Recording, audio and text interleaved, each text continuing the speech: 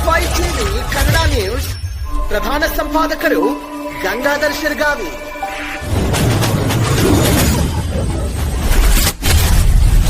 ಹಿಡಕಲ್ ಜಲಾಶಯ ನೀರಿನ ಮಟ್ಟ ಹೆಚ್ಚಾಗುತ್ತಿರುವುದರಿಂದ ಮಹಾರಾಷ್ಟ್ರದಲ್ಲಿ ಮಳೆ ಸತತವಾಗಿ ಧಾರಾಕಾರ ಮಳೆ ಆದ ಕಾರಣ ಹಿಡಕಲ್ ಜಲಾಶಯದಲ್ಲಿ ನೀರಿನ ಒಳಹರಿವು ಹೆಚ್ಚಾಗುತ್ತಿರುವುದರಿಂದ ಬಹುತೇಕ ಜಲಾಶಯ ಭರ್ತಿಯಾಗಿದೆ. ಹಿಡಕಲ್ ಜಲಾಶಯದಿಂದ ಹೊರಬಿದ್ದಿರುವ ನೀರು 45,000 ಕ್ಯೂಸೆಕ್ ನೀರು ಬಿಡಲಾಗಿದೆ ಎಂದು ತಿಳಿಸಲಾಗಿದೆ.